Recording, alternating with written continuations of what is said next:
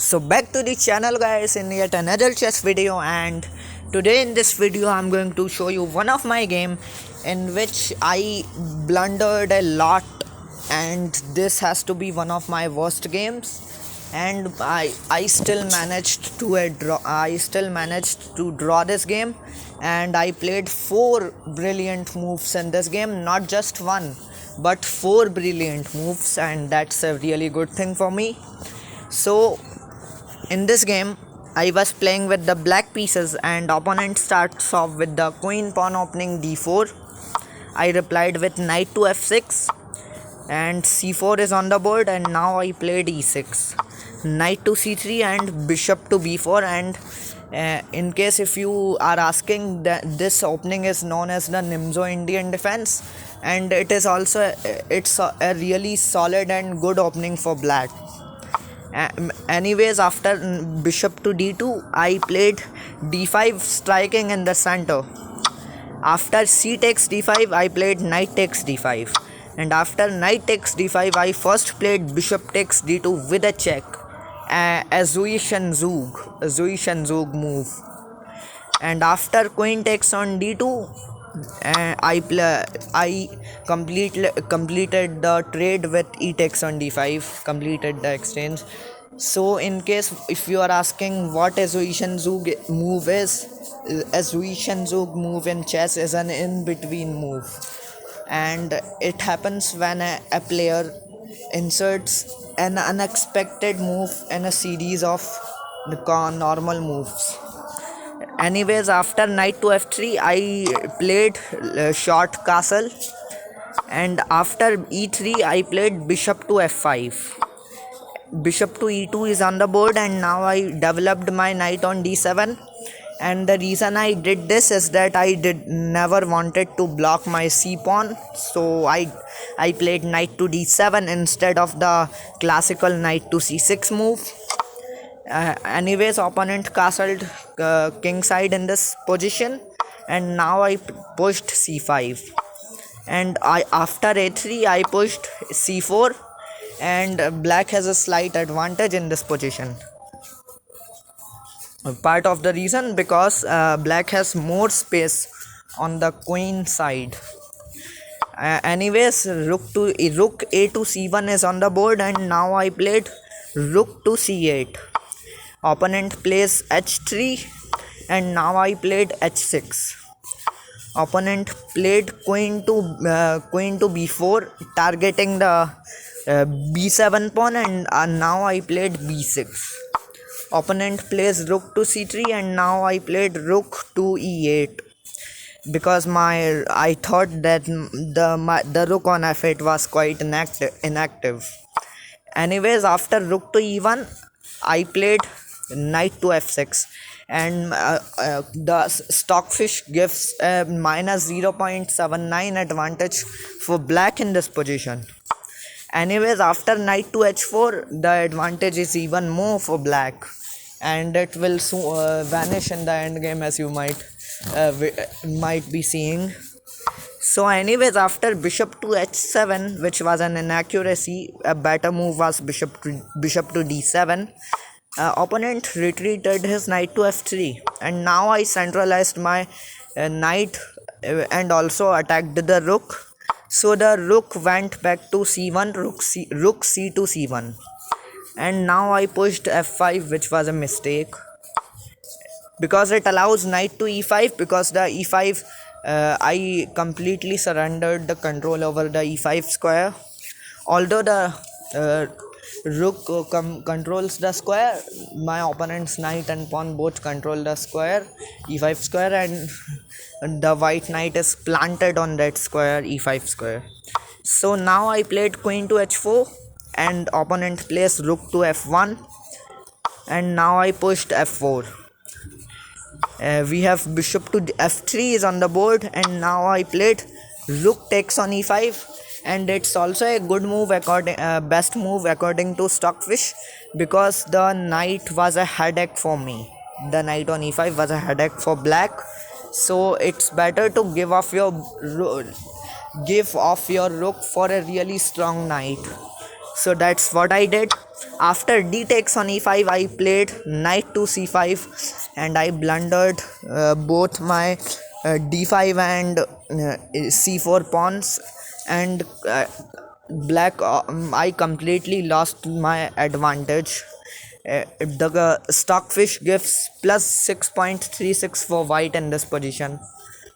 Anyways, after bishop takes d5 check, I quietly moved my king to h8, and after queen takes on c4, I am completely almost lost, not completely.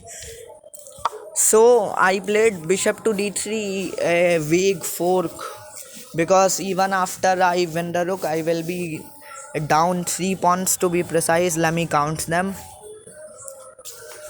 3. Yeah, 3 or 2 pawns. So after queen takes on f4, which was a mistake, I first traded queens with white, and after e takes on f4, I quickly grabbed the f1 rook. Opponent of course took with the king, and now I played rook to d8, attacking the bishop. Bishop moved back to f3, and now I played king to g8. Opponent plays b4 to attack my knight, and now my knight moved to b3 to counter attack the rook. Rook moved to e1, which was an inaccuracy. Now, and it gave me the chance to play knight to d2 check. And after king to g1, I played knight takes on f3 check. And after g takes on f3, this is all I wanted. My strategy was to triple my opponent's pawns on the f file, so it might be less advantageous position for white, because pawns are tripled and they cannot be easily promoted. That's what my strategy was, and it's until some point my strategy was completely fine, until I started blundering a lot. So after king to f7, opponent plays f5, and the threat is e6 check. So I played rook to d3, which was a mistake, because e6 check, and I simply played king to e7, and opponent pushed f4. I played rook to d5, and opponent gave me a check via f6 check. And there is only one good move in this position, and I played just that only move, and I played g takes on f6, only move for black that saves the game. What my opponent wanted me to that I will take with the king, and that would be blunder, because the e pawn is unstoppable now.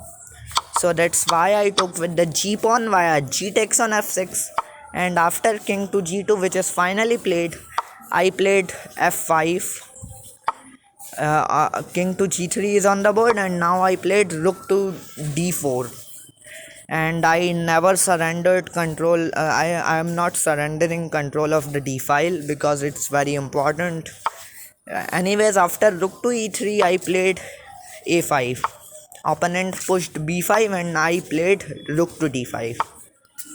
We have simple a4 on the board, and I again played rook to d4 to target the a4 pawn. A4 pawn. Opponent plays rook to e5, and now I grabbed the a4 pawn via rook takes on a4. Opponent plays rook takes on f5, and now I played king takes on e6. Opponent plays rook to h5, going after the h6 pawn, which will soon fall, and I first gave my opponent a check via rook to a3 check. And after king to g4, I played king to f7, which was a big inaccuracy. Better move was king to d6 in this position, because after king to d6, what happens is that at best white can take a pawn, but still king to c5, and the b6 pawn is secured. But what happened in the game was far worse. I played king to f7, and after rook takes on h6, I played rook b3. After rook takes on b6, I pushed my a pawn to a4. Opponent plays rook to a6, and now I played a3. b6 is on the board, and now we have a2. Rook takes a2 and rook takes b6. And now in the completely losing endgame, I am down 3 pawns. Although 2 of them are doubled, but still it's completely winning for white if white plays accurately. But no, white also made some blunders in the endgame. So it wasn't me who made blunders in this game. It was my opponent too. So after f3 we have rook to g6 check, and after king to h5 I played rook to f6. Rook to a4 my opponent plays. Sorry, where so after rook to f5 check, I gave a check again via rook to f5 check, and king to g. After king to g4 I played rook to c5. Opponent pushed h4 and I played king to g6. Opponent gave me a check via rook to a6 check, and now I moved my king to g7. Opponent pushed h5 and now I played rook to c1. Strategy was to give the white king some checks from the g file, and after f5 in this position I was only thinking of any strategy to stalemate or at least draw this position, even though it was completely losing for me. So for first thing I did is rook to g1 check, and after king to f4 I played king to h7, which was a big blunder it turned out to be. Opponent plays rook to g6, and now I played rook to c1. Opponent pushed f6 and now I played king to h8, and I was hoping that my king somehow would be in a stalemated position, and that would have gave me some chances of drawing this by a stalemate. So that's what actually happened. After f7 I played king to h7, and opponent promoted to a queen f8 equal queen. And as you might be witnessing here, my king has no legal moves at all. So the only thing I can do is to give checks, because there is a mate in one threat which I cannot possibly uh, uh, deny. So what I did, I played rook to c4 check, and after king to g3 I played rook to g4 check. The point is that the rook can neither be taken with the pawn, the rook or the king, and if the rook is ever taken, and then it would be a stalemate. So opponent played king to h3 and blundered a draw, and I again counter blundered via rook to h4 check, and after king to g2 I played rook to h2 check, and after king to f1 opponent again blunders a draw. I played rook to f2 check. This is my first brilliant move in this game, and there will be 3 more. So after king to e1 I played rook to e2 check, again hoping for a stalemate.